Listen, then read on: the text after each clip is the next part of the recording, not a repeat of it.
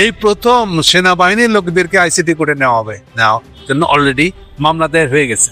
একদিন মনে করা হতো, আর্মিও মনে করেছে, সেনা প্রধান ওয়াকার সাহেব আমাদেরকে ধারণা দিয়েছে উর্দি প্রিজন ভ্যান আদালতে নিয়ে যাওয়া হচ্ছে। এই দৃশ্য আমি দেখতে পাই, তার প্রাণ পড়ে যাচ্ছে একেবারে।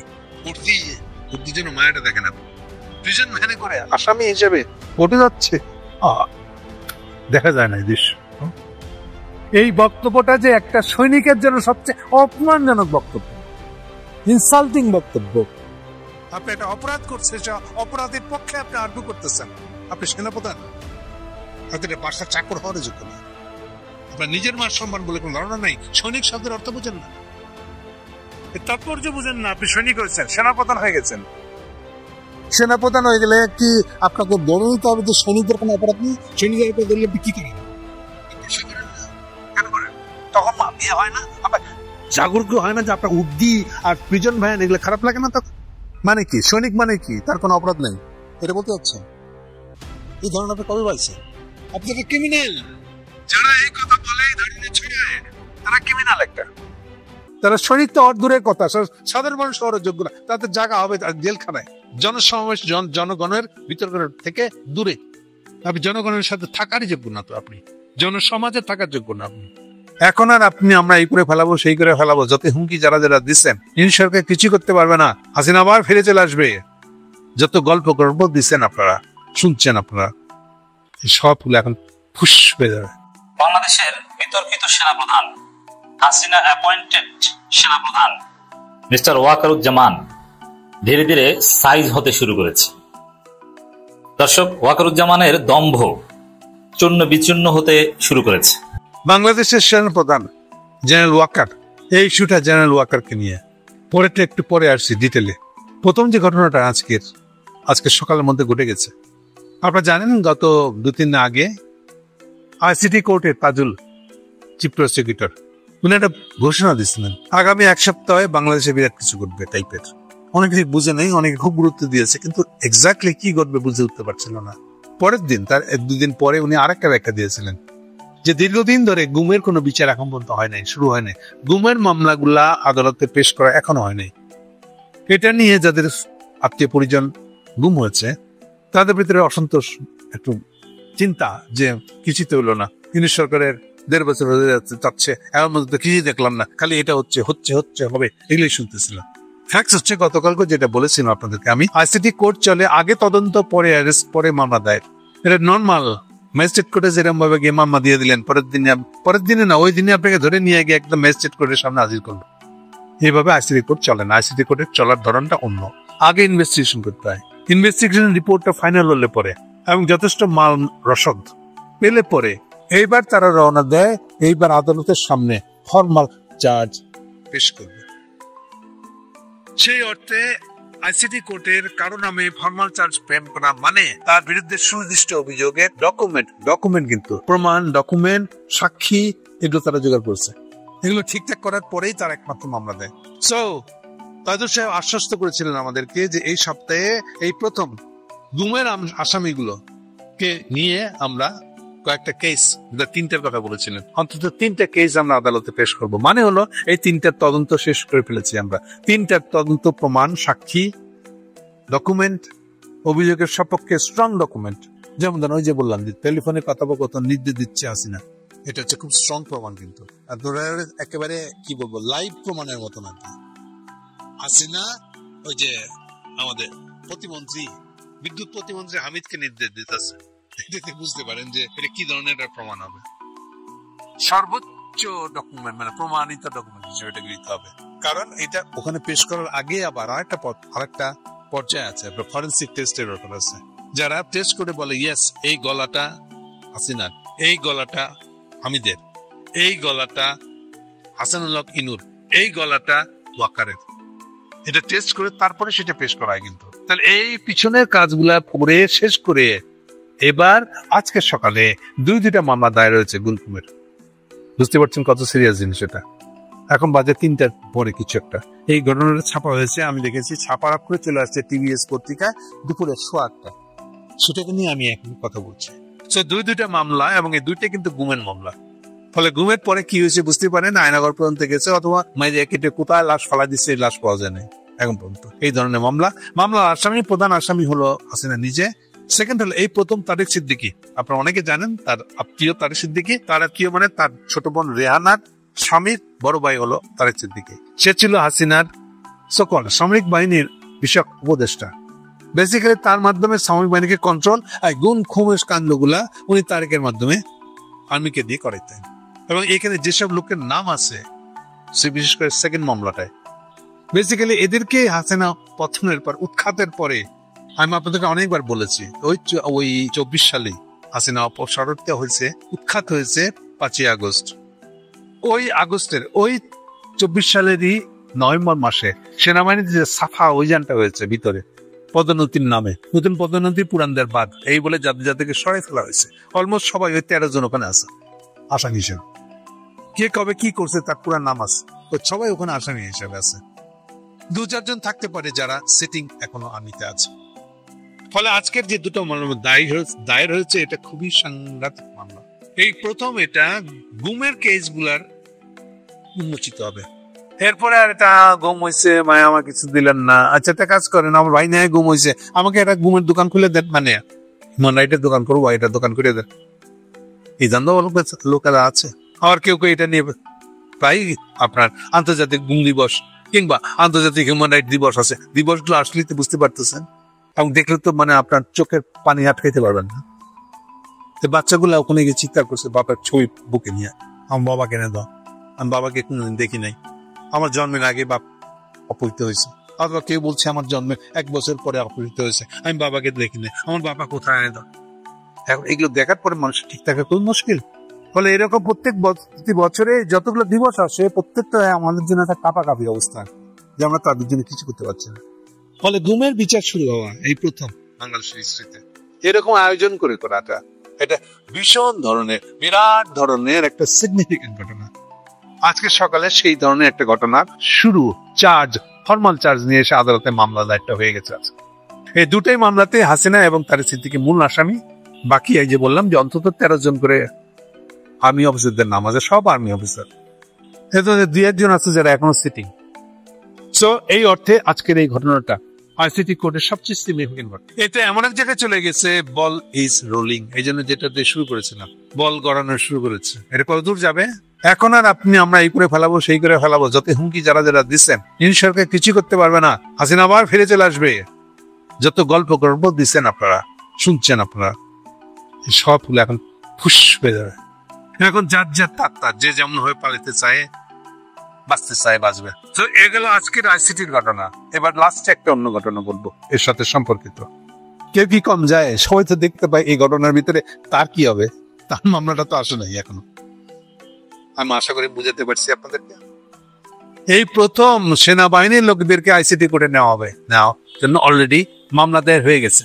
একদিন মনে করা হতো, আর্মিও মনে করেছে, সেনা প্রধান ওয়াকার সাহেব আমাদেরকে ধারণা দিয়েছে, উর্দি প্রিজন ভ্যান আদালতে নিয়ে যাওয়া হচ্ছে।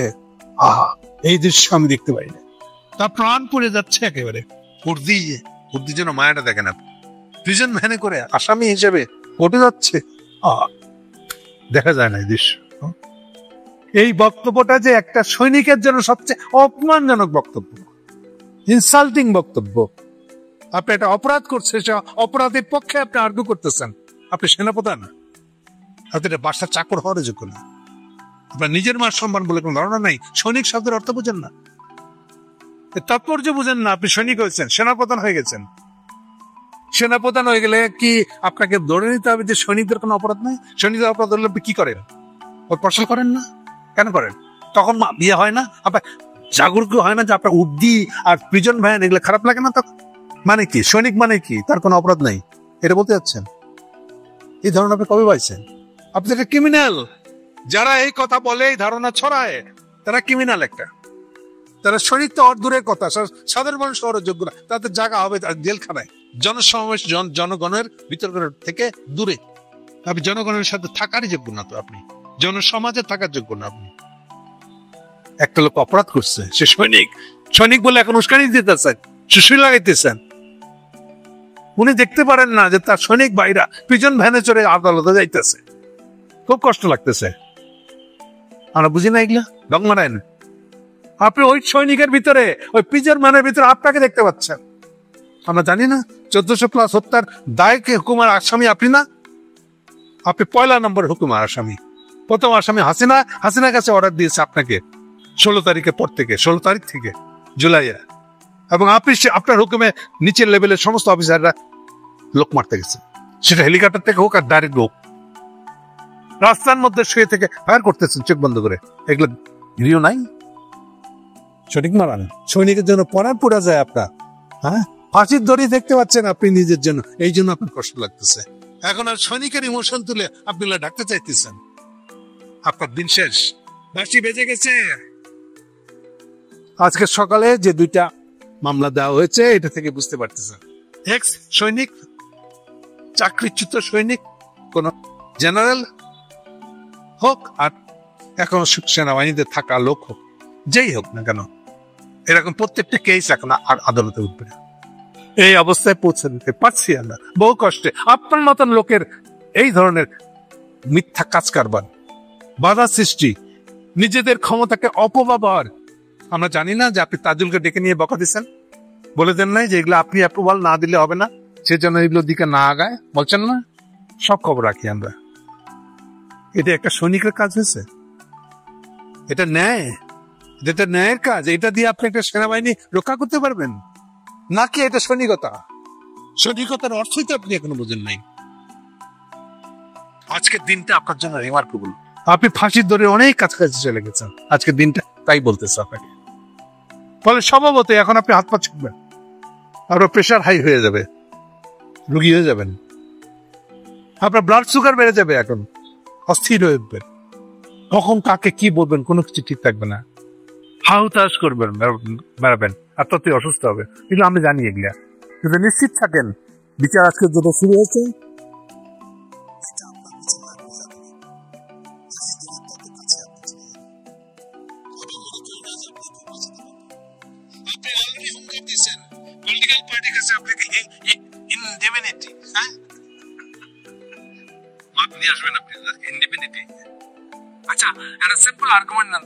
আপনারা কি করছেন যে আপনাদেরকে ইন্ডিপেন্ডেন্টি দিতে হবে?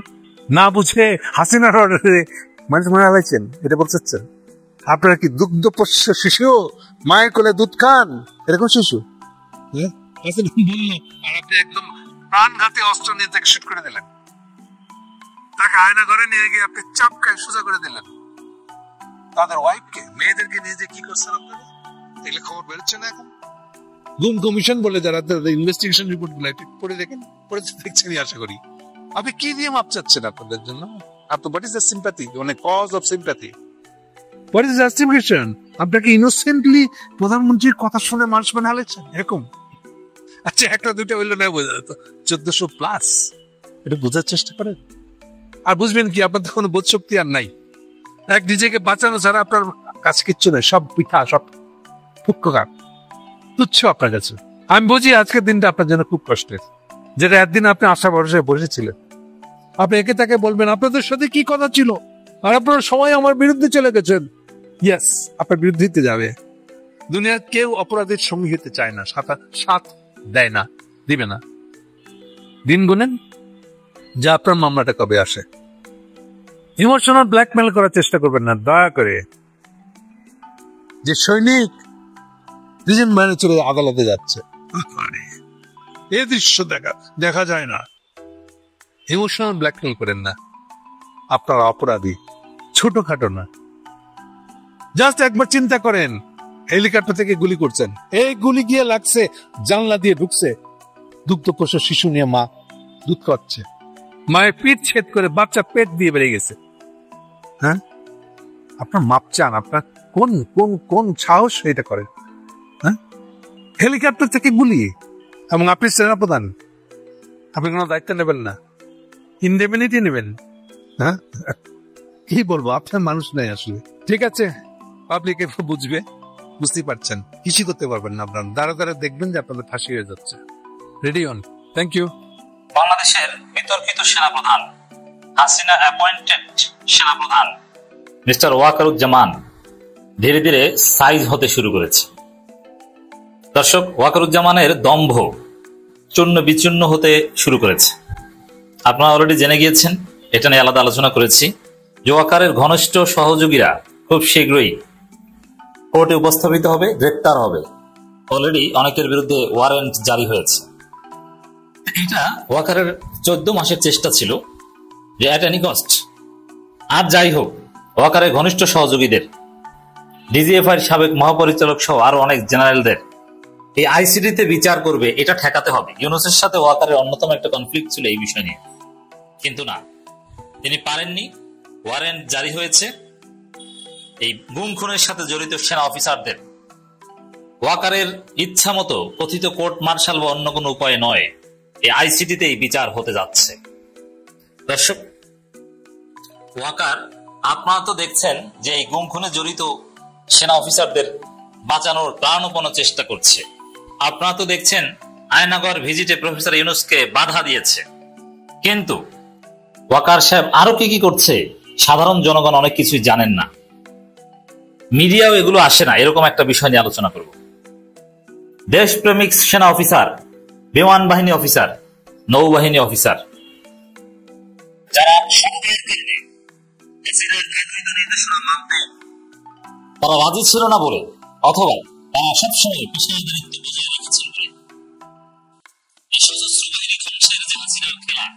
এই খেলায় পার্টিসিপেট করেননি, এথিক্স মেনটেন করেছেন বলে তাদেরকে প্রমোশন থেকে বঞ্চিত করা হয়েছে। এমনকি অনেককে রিটায়ারমেন্টে গিয়েছেন, কিন্তু তাদের যে ন্যূনতম সুযোগ সুবিধা আফটার রিটায়ারমেন্ট, তাদের সার্ভিস রুল অনুযায়ী, সেটা থেকে তাদেরকে বঞ্চিত করা হয়েছে। অনেকে যে ফ্ল্যাটের যে সিস্টেম রয়েছে, এগুলো থেকে বঞ্চিত করা হয়েছে। পেনশনের যে টাকা, সেগুলো থেকে বঞ্চিত করা হয়েছে। অনেক বড় বড় অফিসার্স তারা পরিবার নিয়ে মানবেতর জীবন যাপন করছে, কারণ তারা তো সৎ ছিল। আমরা জানি যে চাকরি করেন, সেটা যে চাকরি হোক না কেন, হোক সে ব্রিগেডিয়ার জেনারেল অথবা মেজর জেনারেল, হোক সে সাবেক সচিব, চাকরি করলে কখনো সে বেশি টাকা পয়সা মালিক হতে পারে।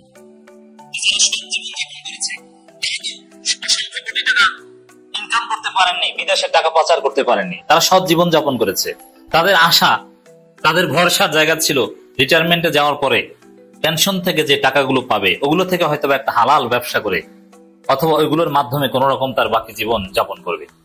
কিন্তু হাসিনা সরকার তাদেরকে বঞ্চিত করেছে। শত শত সামরিক বাহিনীর অবসরপ্রাপ্ত অফিসার্স রিটায়ারমেন্টের 10 বছর 15 বছর পরও তারা একটা টাকাও পায়নি। স্বাভাবিকভাবেই প্রত্যাশা ছিল হাসিনার পতন হয়েছে 5 আগস্ট পরবর্তী নতুন বাংলাদেশের পর তারা নতুন বাংলাদেশের সেই সুযোগ সুবিধা ফিরে পাবে।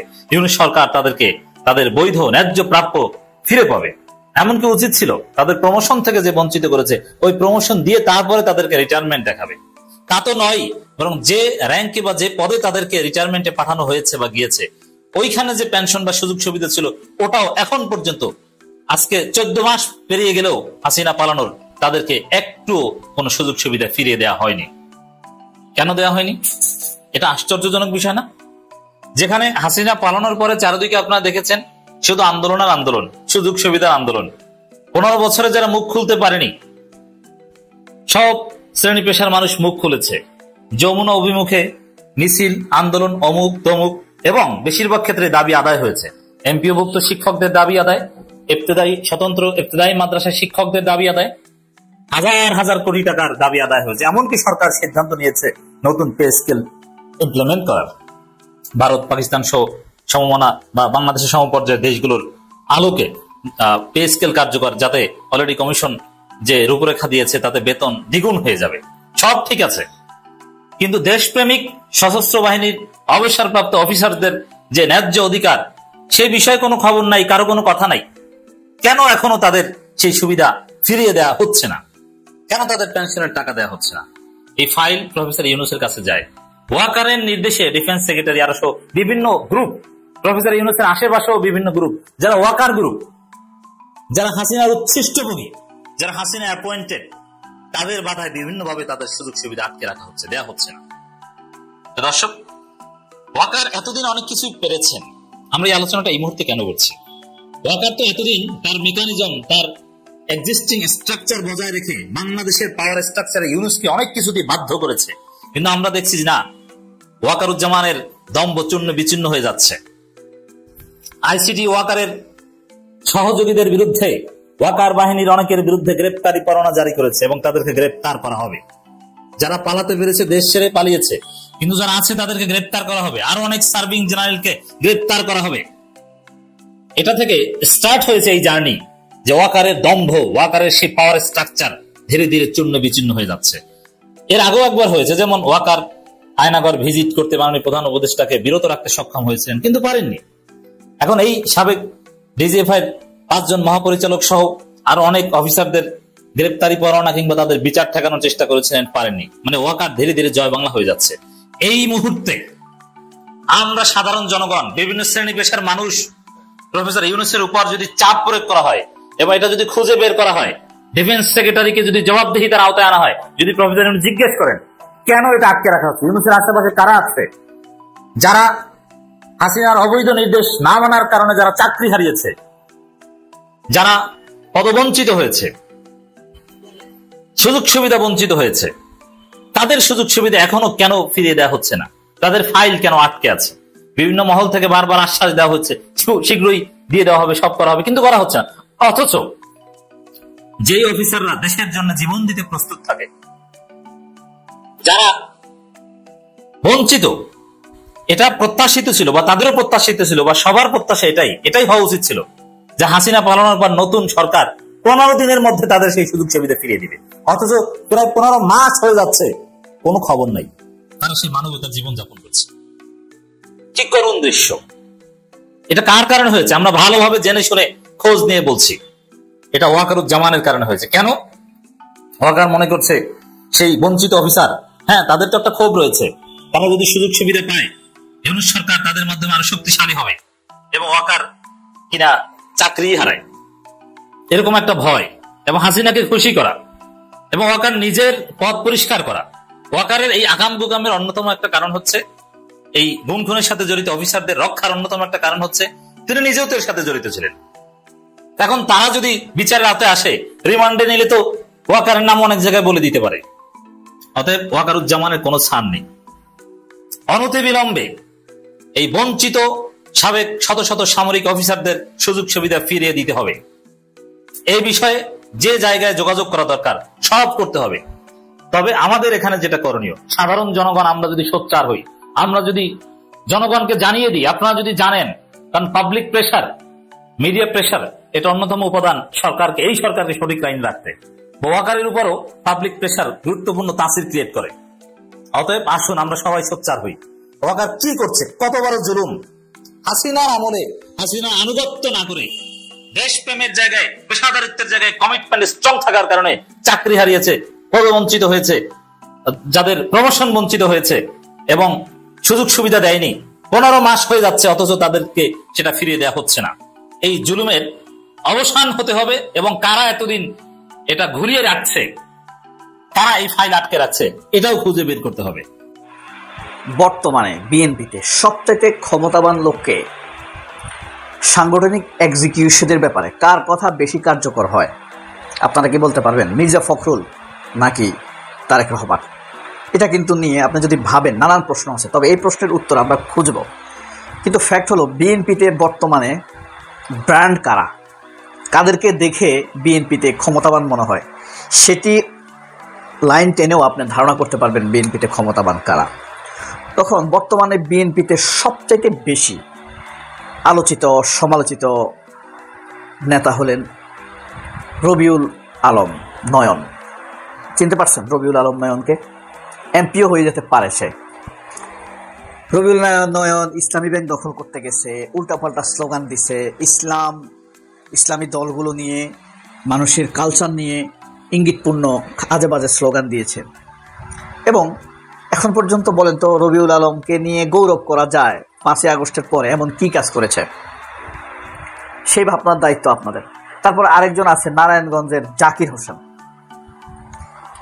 সেখান থেকে আসার পর থেকে 1 বছর পর জেল থেকে ছাড়া পাওয়ার 1 বছর হয়ে গেছে, এ পর্যন্ত সে কত কাজ করেছে যেটার জন্য বিএনপিকে ব্র্যান্ডিং করা যায়, সামনে নিয়ে যাওয়া যায় এবং এদেরকে দেখে মানুষ বিএনপিতে আসবে, মুহুর্মুহুভাবে ভোট দিবে।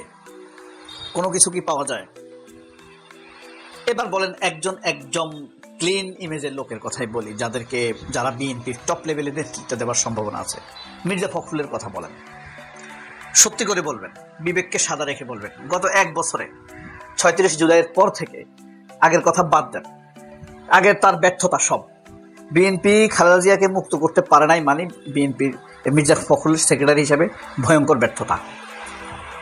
কিন্তু খালেদা জিয়াকে তো এনসিপি নেতারা বা আন্দোলন যারা করেছে, যারা রক্ত দিয়েছে, তাদের রক্তের বিনিময়ে মুক্তি পেয়েছেন। মুক্তির পরে মির্জা ফখরুলের উল্লেখযোগ্য 5টি কাজ করেছেন বলতে পারবেন? শুধুমাত্র বক্তৃতা বিবৃতি দিয়েছেন, শরিয়া আইন মানেন না, ভারতের সাথে বন্ধুত্ব করবেন, ভারতের কোনো ক্ষতি করবেন না, ভারতকে আশ্বাস দিবেন, ভারতের সাথে বন্ধুত্বকে এগিয়ে নিয়ে যাবেন। এই সব ব্যতীত আর কোনো বক্তব্য তার আছে? কোনো বক্তব্য নাই। এই হলো মির্জা ফখরুলের অবস্থা। মানে যে নাকি বিএনপির মধ্যে ভদ্র, তারেক রহমানের চাইতে ভদ্র মনে করে অনেকে মনে করে তারেক রহমান না, মির্জা ফখরুলই প্রধানমন্ত্রী হওয়া উচিত। এরপর আসেন আপনি সালাউদ্দিন আহমেদের কথা বলেন। সালাউদ্দিন আহমেদ ঐক্যমত্য কমিশনে যাচ্ছেন, আসছেন, আলোচনায় অংশগ্রহণ করছেন এবং সংস্কার বিষয়ক প্রত্যেকটা ক্ষেত্রে সে কনফিউশন তৈরি করছে, বাধা সৃষ্টি করেছে, সময় অপচয় করেছে। কখনো এই হাসিনা তাড়ানোর গণক্ষিপ্রতাকে, গণক্ষোভকে, গণবিক্ষোভকে কখনো তিনি বলেছেন মব, কখনো বলেছেন বিপ্লব, কখনো বলেছেন গণ অভ্যুত্থান, কখনো বলেছেন সংবিধান ছুঁড়ে দিবেন, আবার বলেছেন সংবিধান রাখতে হবে। নানান বিভ্রান্তিকর অবস্থান পর আপনি বলেন মির্জা ফখরুলের উপরে কি আস্থা রাখা যায়? পলিটিক্যাল ফেইথের কথা বলছি। সালাউদ্দিন আহমেদের উপর কি আস্থা রাখা যায়? রবিউল আলম বা রবিউল ইসলাম নয়নকে দেখে কি কোটি কোটি মানুষ বিএনপিকে ভোট দিবে? বা আপনার জাকির হোসেনকে দেখে কি কোটি কোটি মানুষ বিএনপিকে ভোট দিবে? আপনার কি মনে হয়? চোখ বন্ধ করে একবার ভাবতে পারেন, দিবে মানুষ ভোট? আপনি কি মনে করেন মানুষ অনেক এগিয়ে গেছে না? তাছাড়া যারা নতুন ভোটার, ইয়াং, তারা এই নয়নের ডাকে ভোট দিবে? নয়নটাকে আমরা দেখি, নয়ন মির্জা ফখরুলের সাথে কানে কানে কথা বলে, কত ইম্পর্টেন্স, কত তার অ্যাক্সেস কত বেশি। তারেক রহমানের সাথে অনলাইনে কথা বলে এই নয়নই ইসলামী ব্যাংক দখল করতে গিয়েছে, গোলাগুলি করেছে। এই নয়নই সময় টিভি দখল করতে গিয়েছে, গোলাগুলি করেছে, ভিডিও আছে। সে হলো বিএনপির ভিতরে প্রায়র, অনেক কেন্দ্রীয় নেতার চাইতে বেশি আলোচনা রাখে, আলোচিত হয় তাকে নিয়ে, এবং সবচাইতে বেশি প্রায়োরিটি পায় কোনো সভায় সমাবেশে নেতার সাথে দেখা করতে, কেন্দ্রীয় নেতাদের সাথে কথা বলতে সবচাইতে বেশি প্রায়োরিটি পায় কে? এ রবিউল আলম, নয়নেরা, জাকির হোসেনেরা। জাকির হোসেনের চাল চলন, অ্যাটিটিউড, কালচার, ব্যক্তিগত মোড, এগুলো কি মানুষকে কাছে ডাকার মতো? মির্জা ফখরুলের আচার আচরণ, কথাবার্তা, এগুলো কি বিশ্বাস রাখার মতো? বিশ্বাস হয়? এই দেশের কালচার, কৃষ্টি, তামাদ্দুনকে মির্জা ফখরুল কি তুলে ধরতে পারবে? সে খেলাফত মানে না, শরিয়া আইন মানে না, তারপরে উগ্রপন্থার উত্থান, অজানা শক্তির উত্থান, এসব কথা কিন্তু সে প্রায় বলে। ইসলামী শক্তিকে হীনমন্যা করে। এসব বলে কাদেরকে ইঙ্গিত করতে চায়? এদেশের মুসলমানদেরকে ইঙ্গিত করতে চায়। আমাদের সামনে যে ৭১ বিক্রি করা হয় মূলত, হ্যাঁ, এই ৭১ আসলে আমাদেরকে সংখ্যালঘু বানিয়ে দিয়েছে, কালচারাল সংখ্যালঘু বানিয়ে দিয়েছে। আপনার টেলিভিশন, রাজনৈতিক অনুষ্ঠান, কোথাও আপনি গেলে আমাদের মনের কালচার, পালসটা উঠে না। তাদের কাছে যখন কেউ মন্দিরে যায় সেটা হলো শুভ্রতা, নিষ্পাপ। আর কেউ যখন মসজিদে যায় সেই দৃশ্য মধ্যযুগীয়। এভাবে তারা আমাদেরকে ট্রিট করে, হীনমন্য করে, অপরাধী করে। আমরা ছোট হয়ে থাকতে হয়, আমাদের মন মানসিকতা ছোট করে রাখে। বাংলাদেশে কয়টি চ্যানেল হয়েছে যে দেশের কৃষ্টি কালচারকে তুলে ধরবে, সম্মানিত করে তুলবে? জামায়াতি বা কয়টা করেছে? তারা আছে খালি দান্দা, আছে খালি সিট পাবে। আপনি কালচারকে আপনার নিজের কালচারকে যদি তুলে না ধরেন, আপনি কখনোই বড় হতে পারবেন না। আপনার কালচার প্রভাবশালী কালচার হতে হবে, তাহলে আপনি প্রভাব বিস্তার করতে পারবেন। আপনার কালচারটা হলো হীনমন্য কালচার, আপনি হীনমন্য করে রাখছেন। এদেশের মানুষকে বড় করার জন্য কেউ কিছু করে নাই। স্বাধীনতা এলারা তো করেই নাই, স্বাধীনতার ব্যবসায়ীরা বা মুক্তিযুদ্ধের ব্যবসায়ীরা তারা তো করেই নাই। জামায়াতও যে খুব একটা করছে তা না। এখন বলবেন তারা নির্যাতিত, নিপীড়িত, মজলুম, দিগন্ত টিভি করছে। আসলে এটার দিকে তাদের কোনো ফলো